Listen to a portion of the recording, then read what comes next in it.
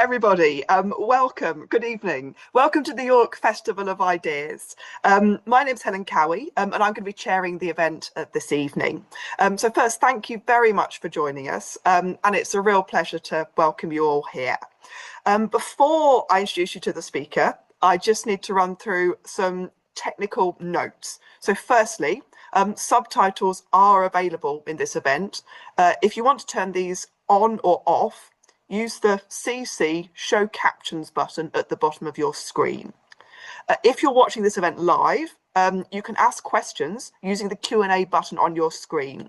This is going to be available throughout the event, but I'll actually ask the questions when Charlie has finished talking. So without further ado, it's my great pleasure to introduce our speaker for this evening, Charlie Creed. So Charlie is a writer from Bristol. He studied English literature at Cambridge University before embarking on a career as a musician.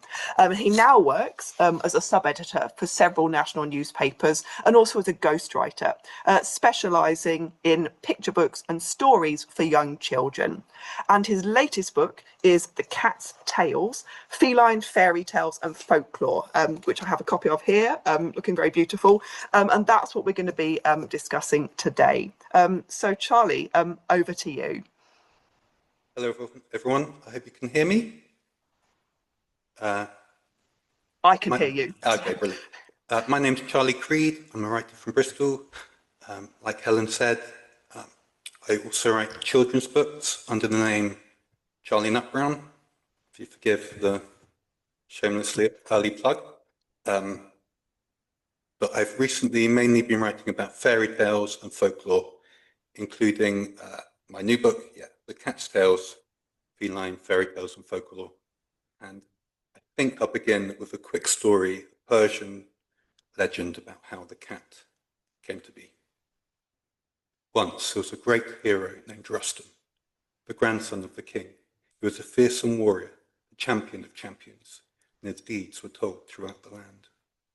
One night, Rustum was returning from a battle when he came upon a band of thieves. They had surrounded an old man who huddled in fear upon the ground. Rustum, with a few swings of his sword, sent the bandits packing. As they sat around the campfire afterwards, beneath the night sky, the man, a magician, offered to reward Rustum, but Rustum insisted that he had all he needed. What, he wondered, could be more beautiful than the fire, the smoke, and the stars? At that, the magician stretched out his hand and, to Rustum's amazement, he plucked 2 shining stars from the sky. Then he picked a flicker of flame from the fire. Finally, he grasped a coil of grey twisting smoke from the air. Cupping the star, the flame, and the smoke in his palms, the wizard began to murmur and mumble, unearthly rhymes and incantations too quiet for Rustum to decipher. While he spoke, his hands seemed to knead the elements together, working them as though they were lumps of clay. Finally, after several minutes, the wizard blew into his cupped hands. When he unclasped them, the 2 shining stars, the flicker of flame, and the coil of grey twisting smoke had vanished. In their place sat a tiny animal. The creature stretched and yawned, its front legs extended before it, long sinuous tail waving in the air. Rustum saw that its grey fur was the colour of smoke. Its tongue flickered like a flame, and its eyes sparkled like the stars. The wizard handed the animal to Rustum, who took it gingerly. It was so small and so fragile, and yet so full of life. The creature rubbed its cheek against the hero's, and left out a soft mew. Then, climbing onto his shoulder, began to pick determinedly at the man's sleeve, first with one paw, then the other, alternating. Soon the sleeve was dotted with tiny holes. The hero chuckled with delight. He saw now that he had been wrong. There was something more beautiful than the fire, the smoke, and the stars. It was a kitten, the first in all the world, and that was how the cat came to be. Now, that ancient Persian myth probably does not accurately describe how the cat came to be. It does, however, show the mystery, the magic, and the magnificence of cats, and why they have inspired cultures across the globe and throughout the ages to tell stories about these creatures. Charlie, really sorry to interrupt. The mic is not amazing at the Okay. moment. I think it might be when you turn away from the screen, it's a little bit tinny. You might want to try possibly without or Yeah, with the shall I try computer now? on. I'm not sure if that's a good or a bad idea. Really, really sorry to interrupt. But what someone Okay. mentioned, I can hear it, but it's a little coming and going. Can you hear me now? That's better, I think. Yeah, is that better? Yeah, I Okay. think Yeah. it is for me. Yeah, sorry. It's really sorry about that. No, no, thank you for telling me. Okay. Many of these tales have been gathered in my book, The Cat's Tales. It's a collection of 40 stories from all around the world, all about cats. These tales come from the British Isles, but also from Russia, Iceland, Nigeria, China, and many other countries. They are drawn not from literature, nor on the most part from mythology or legends, but from fairy tales and folklore. That is, from traditional tales, often with oral roots, murky origins, and multiple versions. These stories I have retold in my own way, my own voice, attempting to both give the book a consistent tone, but at the same time, hopefully, ensuring that the stories retain some flavour of their roots and their origins. Through these various stories, I hope to capture the many guises of the beautiful, complicated cat. For cats, and I'm assuming everyone listening agrees, are simply the most extraordinary creatures in the world. Delightful, adorable, and completely fascinating. We love them, we care for them, we laugh at them. We feed, indulge, and cuddle them. They provide a friend for the lonely and a comfort for the troubled. They are our playmates, our confidants, and our friends. They are, quite simply, the most wonderful, most ridiculous creatures in the world. Majestic and mysterious, silly and serious, elegant, clumsy, aloof, and loving. The cat first came into our lives many thousands of years ago. Some claim 10,000 years in the Middle East, others claim it was a bit more recent, 4,000 years or so in Egypt's Nile Delta region. Either way, it happened when humans, having taken up agriculture, began to store large amounts of grain and cereal. This attracted rats and mice, and that, in turn, attracted African wildcats. Over the moon to find their dinner congregating in one convenient place, they made themselves comfortable in these new human settlements, and they simply never left, gradually evolving from the wildcat to the domestic cat. The arrangement suited everyone perfectly. Everyone, that is, except the rodents. The humans had their pest problem kept under control by the cat's hunting skills, and the cats had warmth and shelter and easy meals. And thus, the love affair between humans and cats had begun. Since then, we have loved them as pets and prized them as hunters. We have worshipped them as gods and feared them as supernatural beings. And just as they have made it into our homes and our hearts, they have slunk or crawled or darted into our myths, our fairy tales, and our folklore. Every culture, every country, it seems, has its own tradition of cat tales. Why do cats feature in so many stories around the world? Partly, of course, it's simply because cats live across the globe. By most accounts, they are the second most common pet in the world, after their nemesis, the dog, with between 600 million and a billion cats on the earth. Between 10 million and 12 million live in Britain alone. But it's also because, or at least I think so, they lend themselves so beautifully to stories. The cats can be anything and everything. Most animals and stories become fixed as stock characters. So foxes are wily, owls wise, wolves predatory, and so on. But this has never happened to cats. They're too enigmatic, too versatile, too slippery. Cats and stories can be heroes and villains, cunning and stupid, kind and malevolent. They can be mysterious, magical and wondrous. They can be cozy and domestic, evil and malicious. Because of this, they have been symbols of fertility and femininity, domesticity in the home. They have represented hunting in the wild, chaos and violence. They have been linked with the moon and with magic. They have been totems of good fortune, omens of death.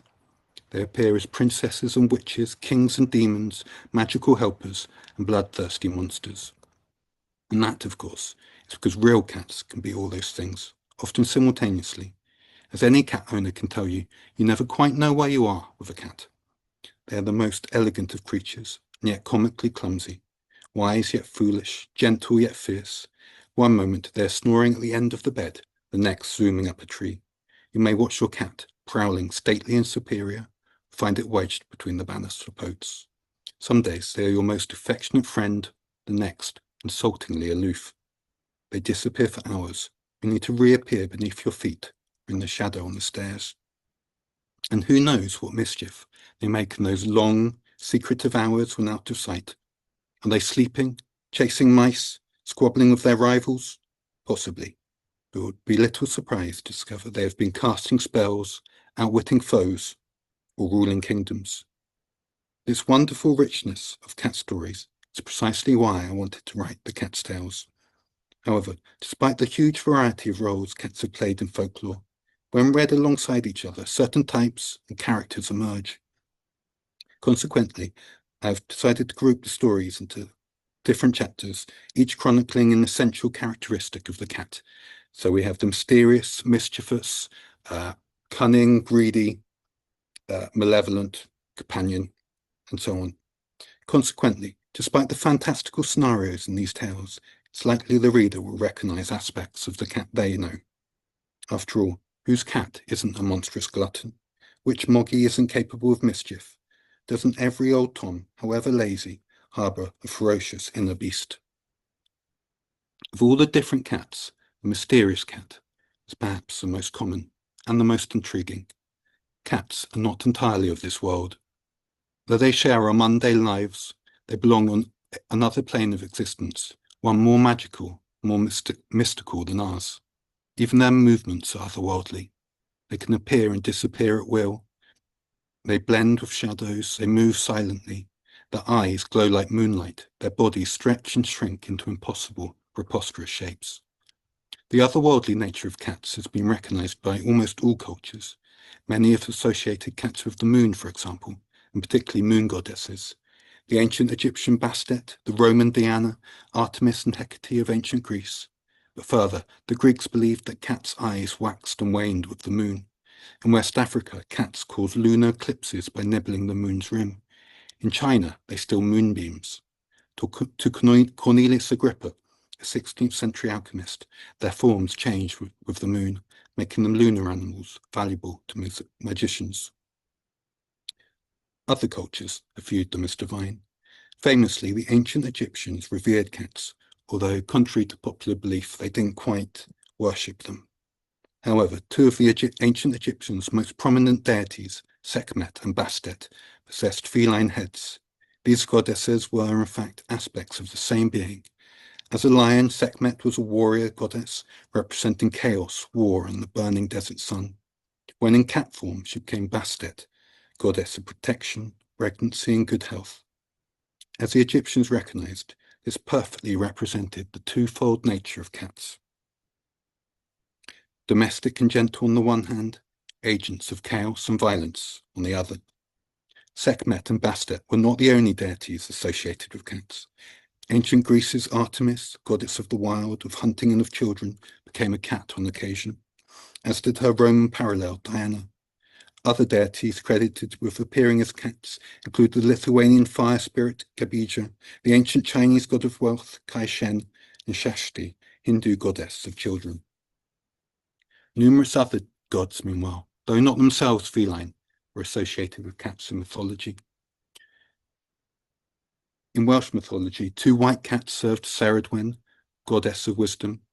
I apologise, by the way, for my atrocious pronunciation of all the names.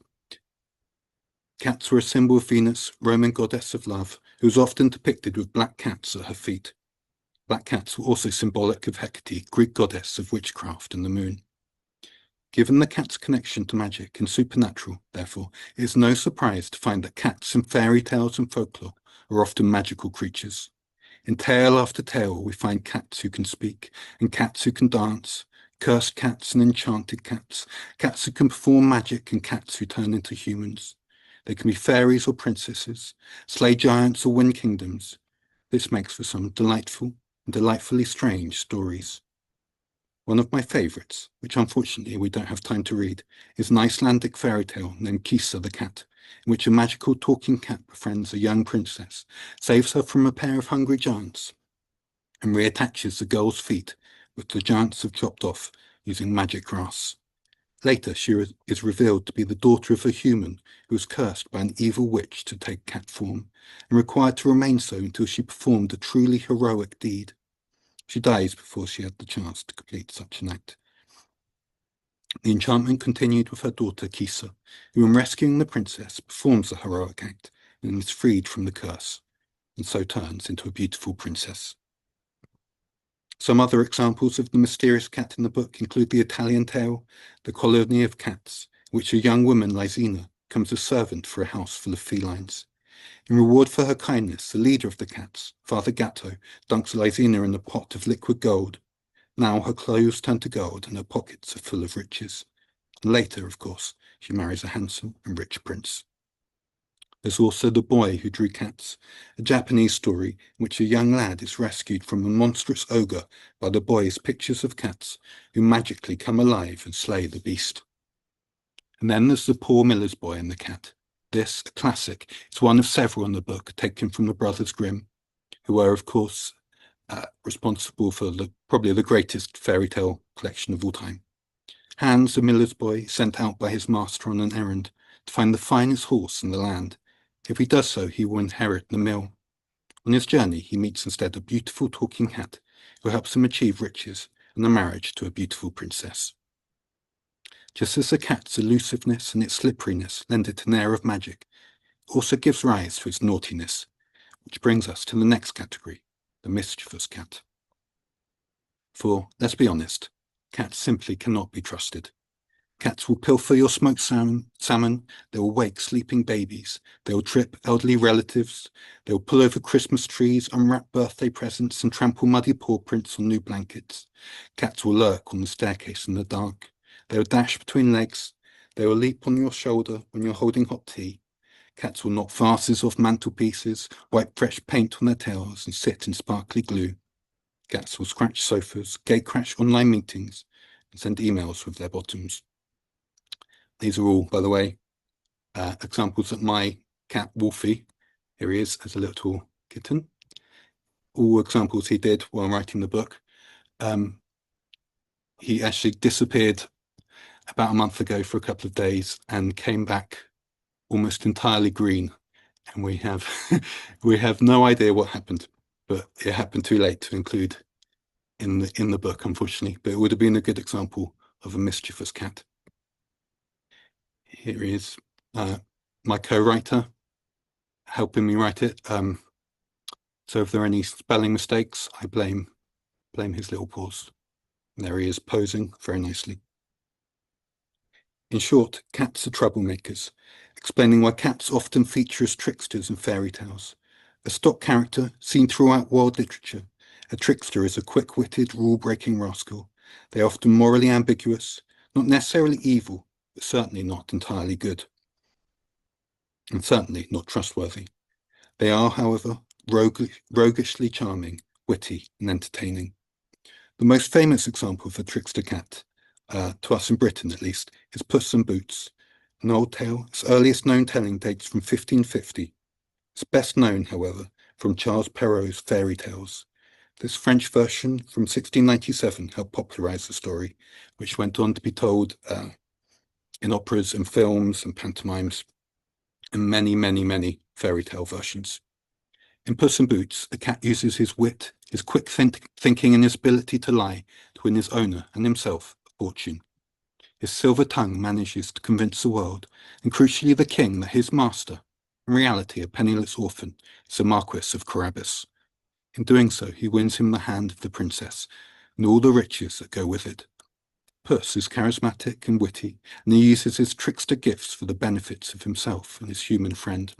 However, other times the cat's fundamental untrustworthiness is less endearing.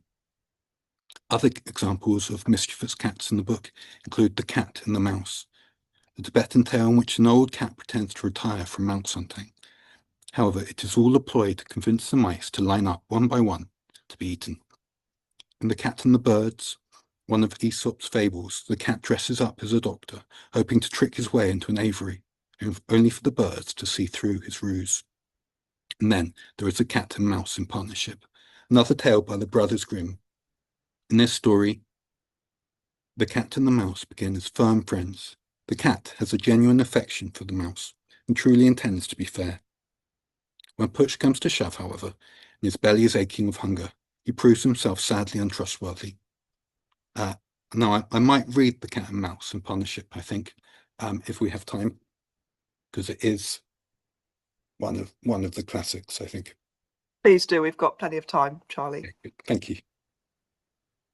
So this is Cat and Mouse in Partnership, my version of a Brothers Grimm story. Once upon a time, a friendship blossomed between a cat and a mouse.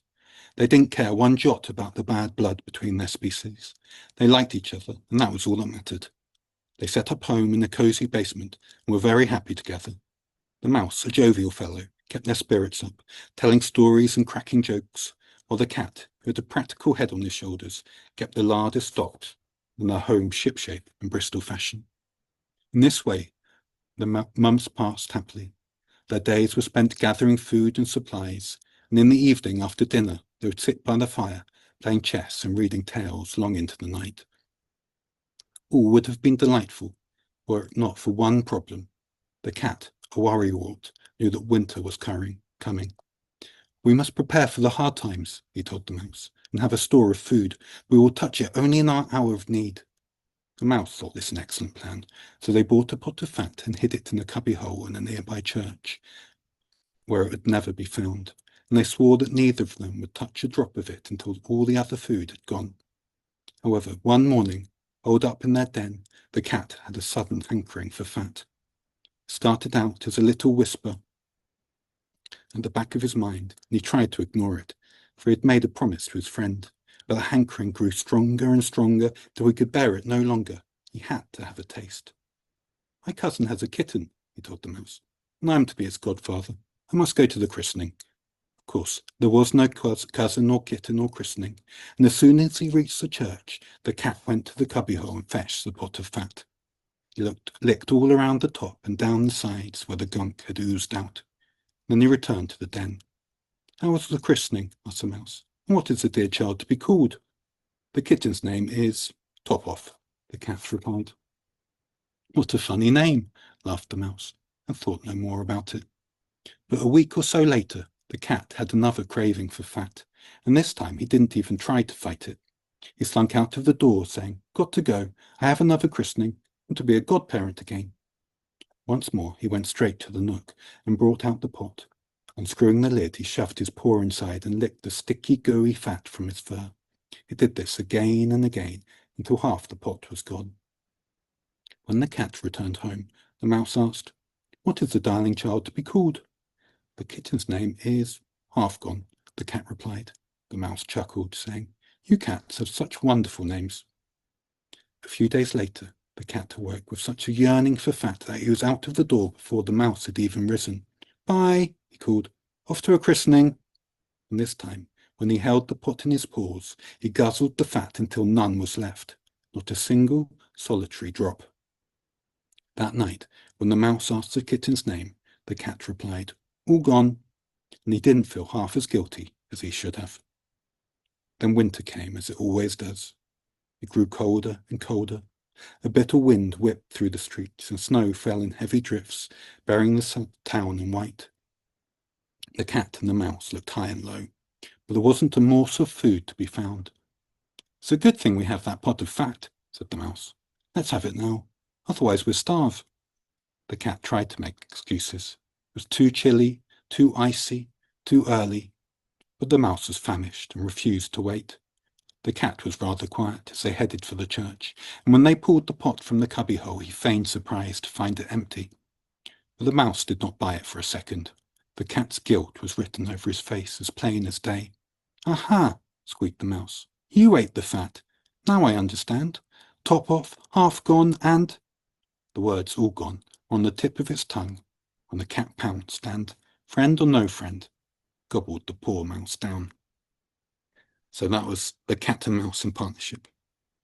And so cats' untrustworthiness can lead them to be tricksters and liars, and worse. And indeed, fairy tales and folk tales from around the world have noted the fact that perhaps most of us find uncomfortable, that beneath the cat's cuddliness, beneath his purrs and soft fur, beneath the head bumps and the naps on laps, there is darkness. There is, in fact, a malevolent cat. For cats, let us admit it, have an evil side. We all know cats, although never our own, of course, who carry an air of menace. The cats perched on a wall who glare evilly at passers-by, the tyrants who rule with screeches and scuffles the neighbourhood's gardens and alleys, the cats who morph from dozing furballs into hissing, clawing demons. For all the malevolent cats, the most prevalent is the witch's cat. The relationship between cats and witches has its roots in ancient Greece. Hecate, goddess of the underworld, assumed the form of a cat to thwart the giant Typhon's attack on the gods. Disguised, she placed an enchantment upon the monster, allowing Zeus to strike him dead with a thunderbolt. Ever afterwards, the goddess favoured cats, and they became symbols of all she represented, including witches, ghosts, and black magic. Cats also played a role in the worship of Diana, Roman goddess of the night and the moon. Her followers met 4 times a year for their Sabbaths. During these ceremonies, held at night in isolated places, celebrants would impersonate cats, dressing themselves in skins and masks. The cult of Diana survived the collapse of the Roman Empire, and with the growth of Christianity, became stigmatized as witchcraft. Thus, by the Middle Ages, cats and witches were firmly entwined.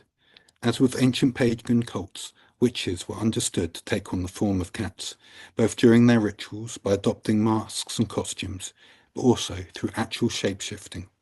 Innumerable accounts survive of witches transforming into talking felines. In this form, they would congregate in covens, they would spy on humans, they would pronounce curses and commit murders. Many testimonies describe seeing a cat injured, only for the next day a woman to bear identical injuries, thus being exposed as a witch. In the 18th century, for example, a man in Caithness, Scotland, reported that a gaggle of cats were talking outside his house. He killed several with an axe, injuring the others. The following morning, the bodies of 2 women were discovered, while a third had an inexplicable gash on her leg. Such events are told in 2 stories in the Cat's Tales, similar yet hailing from different sides of the world, one from Wales, the other from North America. However, the employment of cats for nefarious purposes was not limited to witches. Indeed, cats have become closely connected with magic and evil generally. This is especially true of black cats. Hecate was accompanied by black cats. The Knights Templar were alleged to worship the devil in the guise of Baphomet, a giant black cat. The Manichaeans, a Gnostic sect, revered the devil in the form of a black cat. And many other examples. Indeed, since medieval times, they have symbolized death, and many areas of the world still regard black cats as unlucky. Of course, not all malevolent cats can be blamed on witches or the devil. Some cats are simply dangerous in their own right. Cultures all around the world share a fear of giant, monstrous felines, an unsurprising dread given the existence of actual deadly big cats in the form of lions and tigers and leopards, jaguars. Some examples of monstrous cats include Iceland's Jólaköttur or Yule cat, a gigantic black cat who devours children on Christmas Eve if they have not received new clothing. The Nikomata, a giant spirit cat from Japan with 2 tails. The Wampus cat, a livestock-killing beast the size of a panther in North American folklore. The Chakla of Thailand, a black ghost cat, even the sight of whom is fatal. And the South American Hombre Gato, a part cat, part human monster who preys on people at night. In Ireland and Scotland, meanwhile, there is the catshi, or fairy cat, a monstrous black cat with a white spot on its chest. Whether this creature is a demon, a witch in disguise, or part of the fairy realm is debated. However, all accept it is dangerous, for it's known to steal the souls of the dead. In the Irish story, The Demon Cat, the beast is not specifically labelled as a catshi. Nevertheless, monstrous and demonic and black, it certainly shares a number of similarities with the monster. In the tale, it sneaks into a house and begins to eat food from the table. A mother and daughter attempt to fight it off, but it's too strong and too wily to be defeated. It is only when the mother sprinkles holy water on the beast that they manage to win, with the demon cat shrivelling to ashes. Of course, not all cats in fairy tales and folklore are monstrous. Far from it. The domestic side of cats, called here the companion cat, is represented too. Their lovability, their cuddliness, their loyalty. Cats in stories, as in real life, are to be found dozing by the fire or purring on laps. They're to be found providing comfort, assistance, and love to their humans. The companion cats in the cat's tales demonstrate the different sides of the companion cat and the different roles they have played in human lives. This includes the animal's helper motif so common in fairy tales, such as in the English classic Dick Whittington and His Cat, in which a cat helps a young orphan gain wealth and status. In the Japanese story The Cat's Elopement, a princess's life is saved by a pet cat's talent for hunting. There is also Venus and the Cat, another of Aesop's fables, in which a cat is so devoted to her owner that she wishes to be human. For all their magic and mystery, therefore, a real domestic cat is well represented in folklore, and perhaps it is seen most often in the guise of the greedy cat. For cats are monstrously, ludicrously gluttonous, a fact all cats' owners know. Cats seem to possess bottomless pits rather than stomachs, pits that can never be filled, no matter how much you pour into them. To live with a cat is to become familiar with the early morning meowing, pestering for breakfast, the pinching of food while you are not looking, the trailing after you begging for treats, the indiscriminate snaffling of the scraps beneath the table. Consequently, the greedy cat is a common occurrence in stories. For while the cat is a versatile animal in fairy tales, their greed is universally acknowledged. When the cats are cunning, it is to gain food. When they are malevolent, it is to gain food. When they are unfortunate, it's because they have failed to gain food. Even the helpful cats, such as Dick Whittington's, are driven by their stomachs. While such hunger is occasionally portrayed as natural and healthy, more often than not, it is excessive, even dangerous. In many of the tales, it is greed that pushes the cats to dishonesty, or leads them to humiliation, defeat, or death. In these stories, the cat's gluttony takes many forms. In The Black Cat, a Jewish Tunisian story, the cat's hunger is opportunistic. In Russia's Cat and the Fox, the hunger is ferocious and savage. Meanwhile, in the Scandinavian story, the greedy cat, it is simply voracious, for the cat will quite literally eat anything and everything, including the sun, the moon, the planets, and the stars. A further category of cat, unfortunately, is the unfortunate cat. For cats capable of being so regal, so elegant, are also utterly ridiculous. They can flit from being gods and goddesses, creatures of smoke and shadows, to a puzzled pet with a face stuck in a yogurt pot. These animals, so dignified and composed, are capable of forgetting how to use a cat flap, or trapping themselves in cardboard boxes, or fighting their own reflection, or scrabbling unsuccessfully to climb out of baths. In folklore, this is reflected in many ways. For example, while cats are cunning tricksters, always planning and plotting, they are not necessarily successful tricksters. In many stories, we see the cat's ploys fail, their ruses return to haunt them. What's more, sometimes they are the victim of the trick. For cats in stories, like cats in real life, are rarely quite as smart as they believe themselves to be. In the Indian tale, for example, the story of a cat, a mouse, a lizard, and an owl, the cat proves gullible, fooled by the quick-thinking mouse. And while they are often the hunters and the hungry, sometimes they themselves are prey, as in The Cat and the Crow, a story from 1001 Nights. And so, cats are both the cleverest of animals and the most foolish, models of sophistication and complete klutzes. Often the cats in these stories are the creators of their own misfortune. However, this penchant for the absurd, this tendency to be luckless, is not an unappealing quality in cats. Quite the opposite. The lucklessness undercuts the grander side of the cat, the side that is elegant and superior, the side worshipped as gods. In doing so, it makes them softer and more approachable, and I think more relatable. For while we shall never understand what it is to be a revered deity, we all know what it is to make a fool of ourselves. Cats are lovable for many reasons, but they are never more heart-meltingly charming than when embarrassing themselves. So there we have a rather brief overview of the 6 different types of cat included in the book. The mysterious, mischievous, companion, greedy, malevolent, and the unfortunate cat. The book, however, begins with a chapter called How the Cat Came to Be. This includes an example of a tale type known as pourquoi stories, that is French for why. These are stories which attempt to explain the origins of a creature. So in this chapter we have stories explaining, for example, how the cat came to exist in the first place, why it lives with humans, why it purrs, why it hates rats and fights with dogs. There is also a story explaining how the Manx cat came to have no tail. I think I might have time to read that. It's very short.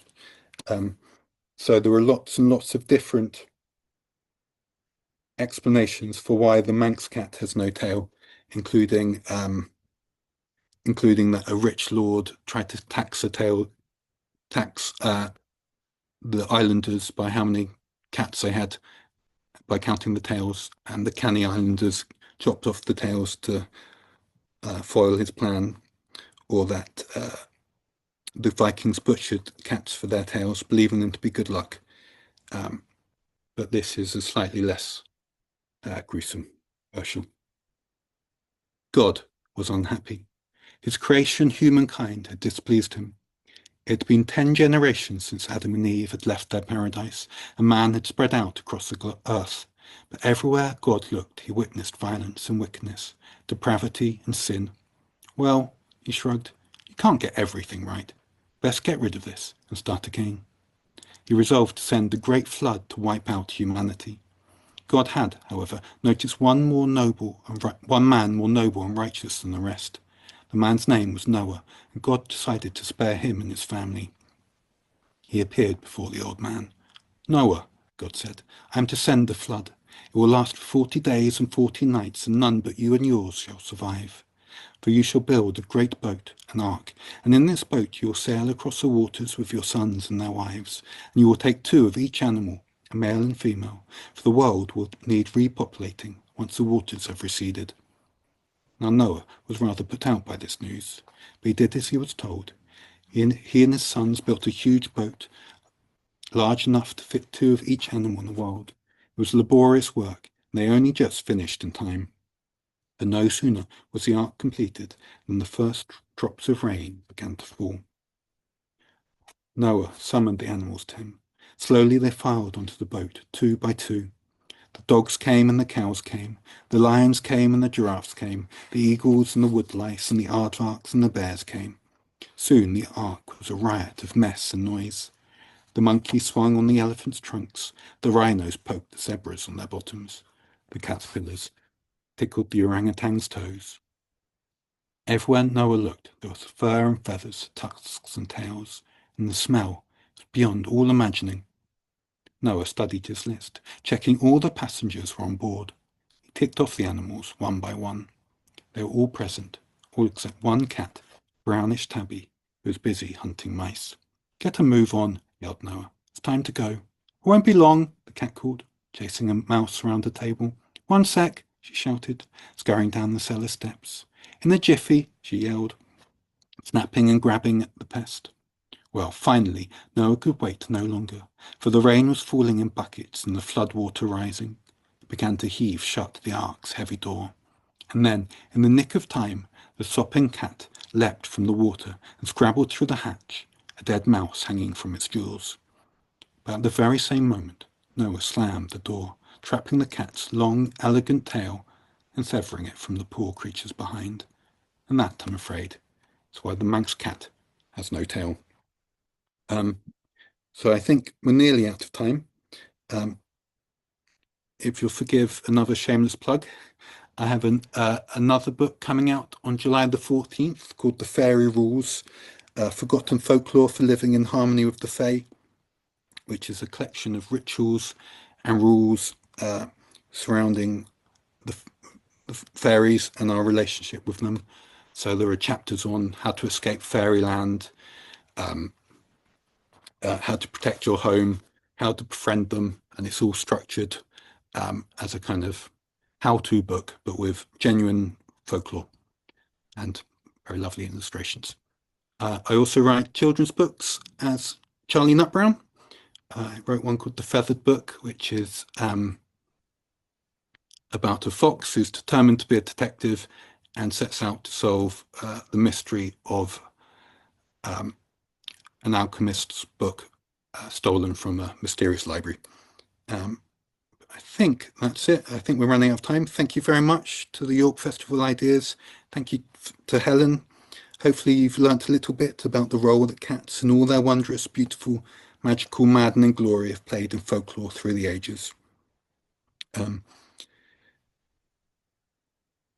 of course, it's only a little. For while there are 40 stories in this collection, there's a whole corpus of cat stories that we couldn't include. Thousands of years worth of fairy tales and folklore, myths and legends. However, even if one were to collect these stories together, they still wouldn't manage to capture the cat in all its multifaceted beauty and strangeness. We can never truly understand the cat. They're too enigmatic, too inscrutable. However closely we share our lives with them, they will always keep themselves a little separate, a little other, with two paws in our world and two in a world of mystery. But then, what else would you expect from a creature made from a flicker of fire, a coil of smoke, and two bright sparkling stars? Thank you. Thank you so much, Charlie. What a rich and wonderful presentation about a rich and wonderful book, which I've already read, I have to say, very quickly, and really, really enjoyable. You're getting a lot of love on screen. I can see that was an absolutely wonderful, wonderful talk. We have got a little bit of time for questions, and I can see a few appearing in the chat, so I'll be throwing a few of those at you, Charlie, in a moment or two. Because I love the presentation. I think what I learned was that cats are basically jerks, which to some extent I knew already as a cat owner, but definitely the mischievous cat and the gluttonous cat very much chimed with me, particularly at about 3 in the morning when the cat decides her first breakfast is due. So I think you beautifully captured the cat in your book. So without further ado, we will move on to some of the questions. So the first question I've got here is, what cat tale do you think represents the cat the best? So is it the sneaky, the snide, or the sweet, the demon, or the angel? I think I've already answered that for myself, but what do you think, Charlie? I think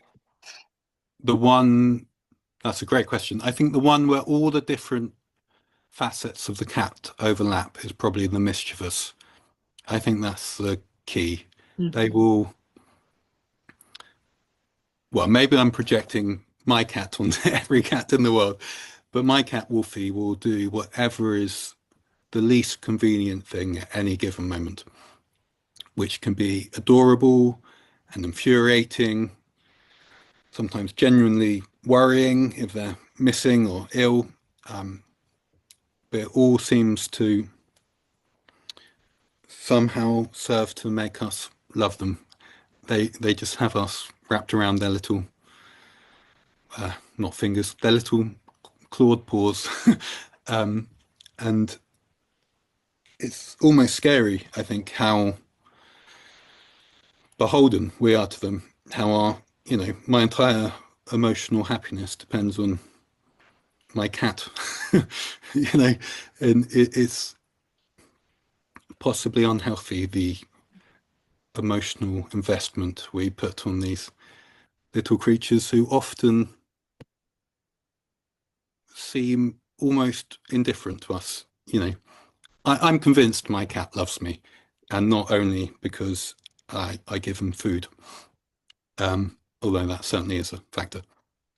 I'm sure he loves me, but it's a very one-sided love where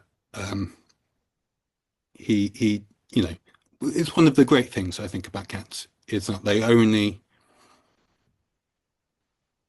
do whatever they want to do. So if they want to sit on your lap, it's because they want to. Yeah.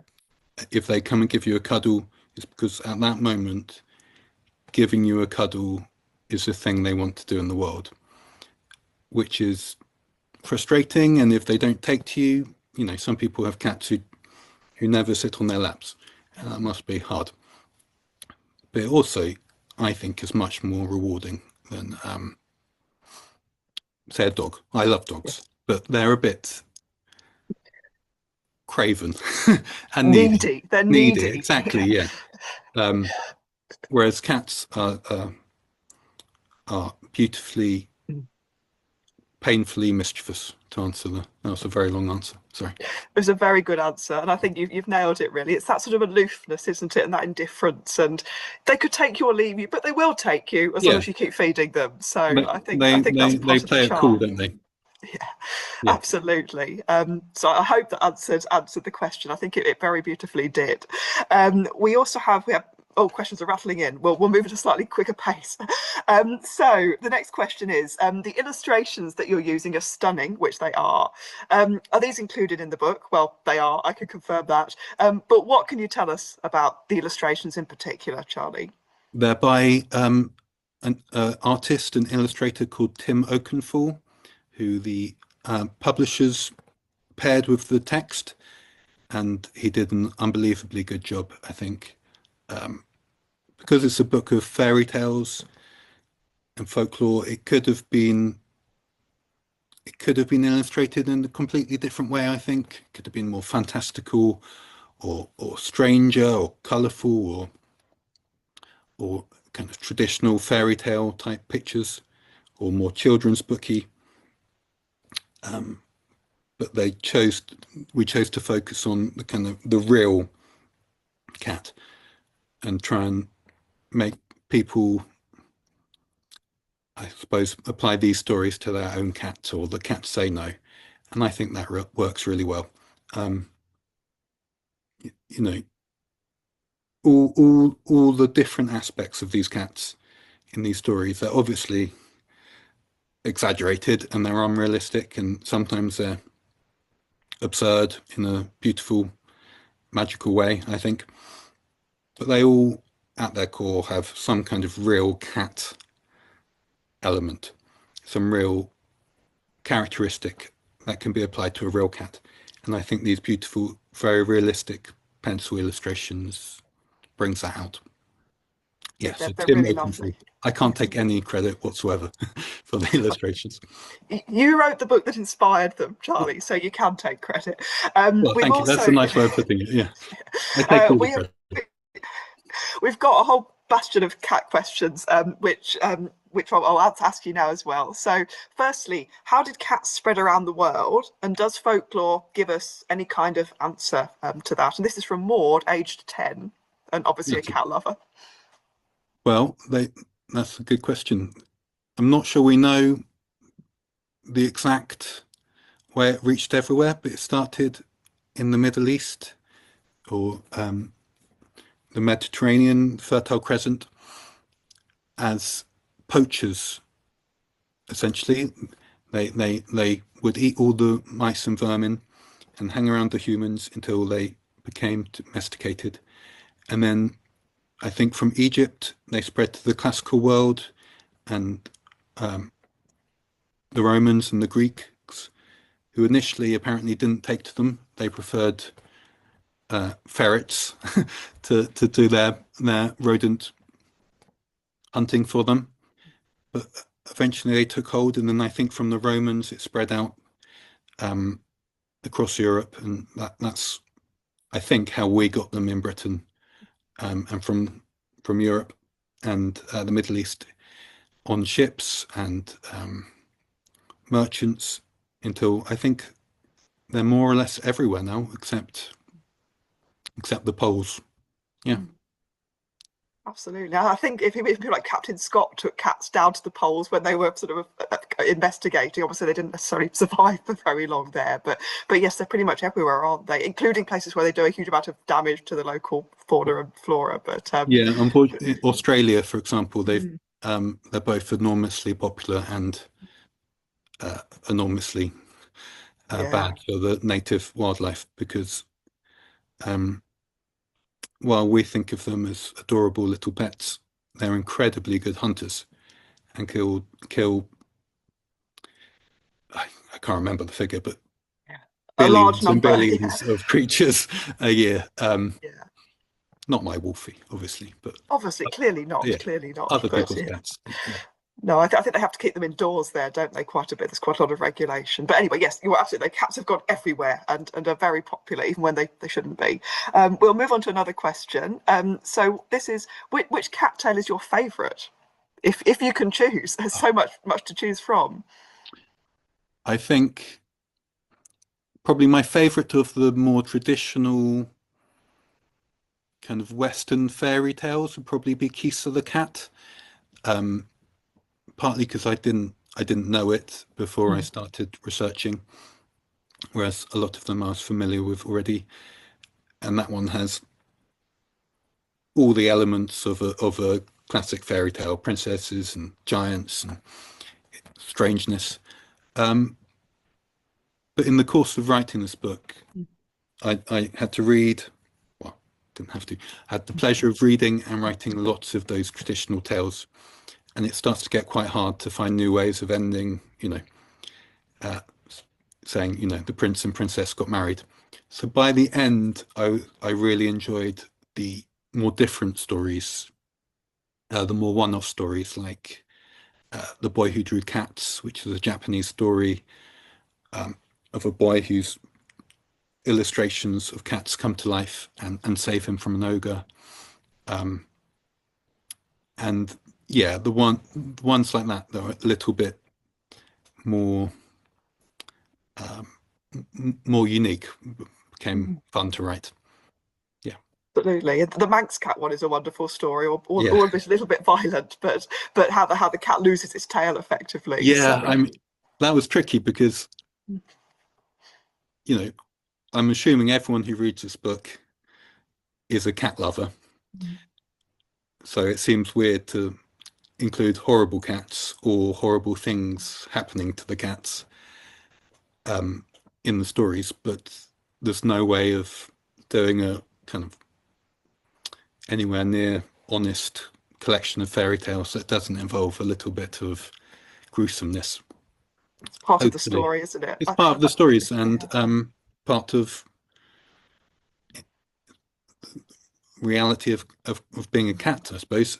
yeah, I've tried to keep it quite light, though. It's yeah.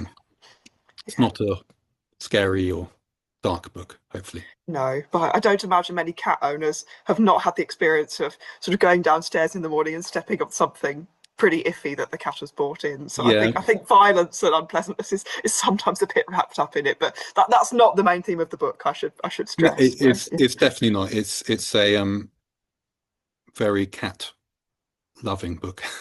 It's a wonderful Yeah. book for cat lovers, as I found out. We'll move to another question. So we've got a question from Romilly here on how did cats first become linked with witches, which you mentioned in your presentation. Do you know what the connection was there?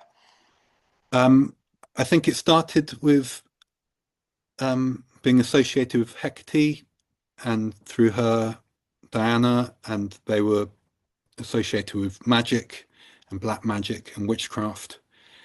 And over the years, they became used in the rituals, and they just became more and more connected until it's very hard nowadays to think of a witch without a black cat. They're as integral to our image as a broomstick or the pointy hat. Um, it's it's great for fairy tales and folklore. It's probably not been great for cats um, Yeah. to be connected with magic. Lots of places in the world they have been and still are not very popular because of that connection with sorcery. Um, some people are still scared of black cats, although that's complicated because they're also lucky in some places, which gets confusing. Um,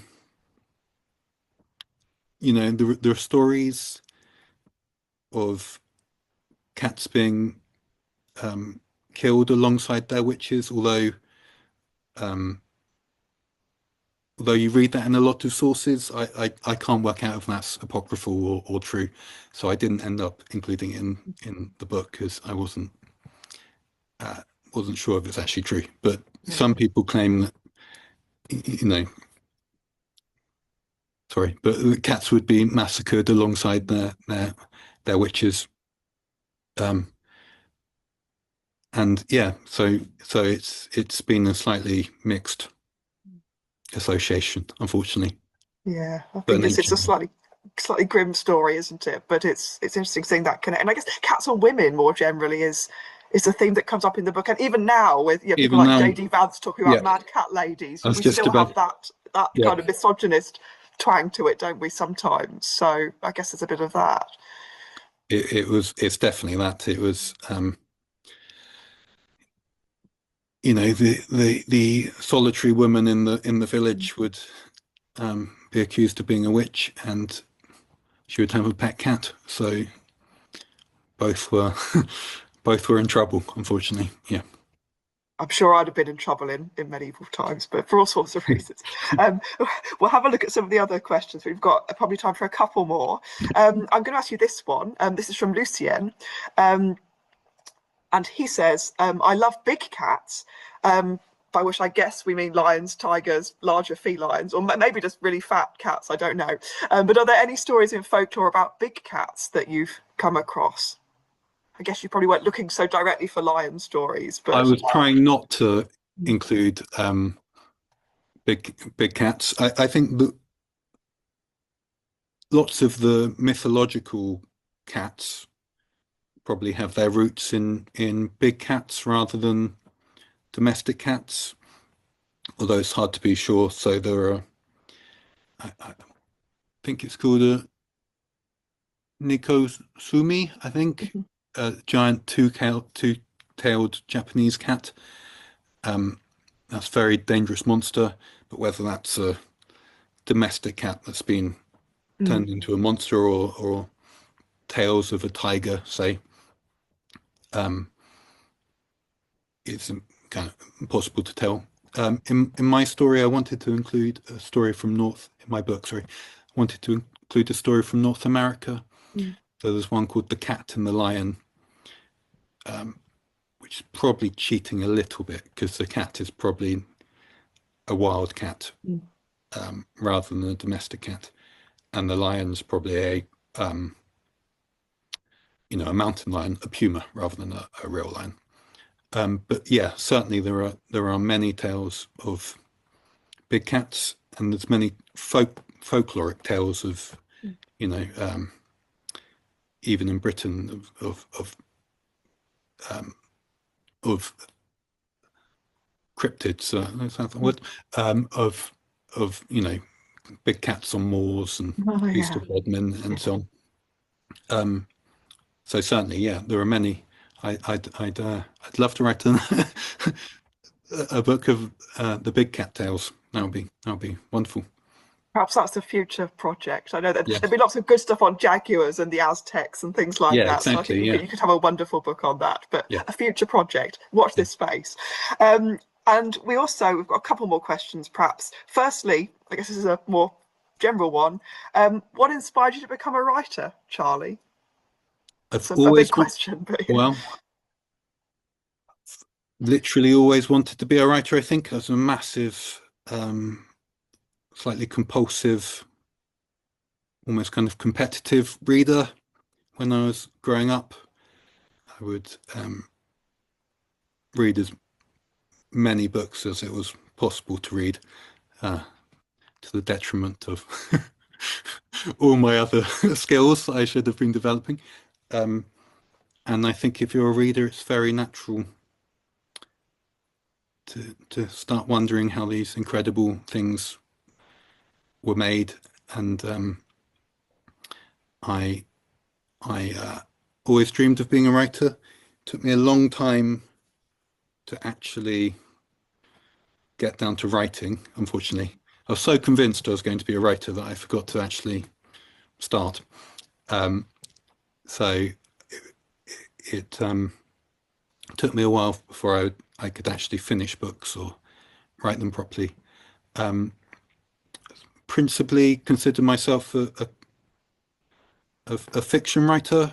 So I've written a children's book, children's novel, and I want to write more. I've started writing since writing The Cat's Tales, which is part fiction, part non-fiction. I've started writing non-fiction as well. But yeah, I like writing stories, really. And you do it very well. So Thank you. thank you, Charlie. And this is just going to be the last question, I think. Um, And again, this brings us back to the book. This is from Emma, who's asking, did any specific tale change your view about cats? Probably need to think about that a little bit. But were there ones where you think, oh, I don't feel the same about cats now I've read that one, or yeah. I think seeing how universally cats have been connected with darkness and danger has been interesting. Obviously, we all know they're predators and they can have a vicious side, but the fact that we both simultaneously love them and revere them, and yet all acknowledge there's something a little bit mysterious and other has been interesting, because it's odd that we can adore them so much and yet all admit that, you know, inside there's a bit of darkness. So I think we have to, I think it made me acknowledge that, but that was a cumulative thing rather than a specific story. I think that comes out really beautifully in the book. That's particularly the malevolent cat section. I identified with a lot of that. So, yeah. But anyway, thank you so much, Charlie. That was an absolutely wonderful talk about a wonderful book. And thanks for answering all the questions as well, which you can tell by the number of them that people were absolutely fascinated. So thanks for that. Everybody else, thank you very much for coming and attending today's event. And do be sure to check the rest of the festival programme to see what else there might be for you, cats and other things, I'm sure, surely. And also, to remind you, please buy a copy of Charlie's wonderful book. And you can do this if you go to our partner bookseller, Fox Lane Books, on foxlanebooks.co.uk, and I believe there's a link somewhere in the Q&A or the chat for that, and definitely on the Festival of Ideas programme. So do get yourself a copy if you haven't done already. Thank you so much. Hopefully see you at a future Festival of Ideas event. Bye-bye.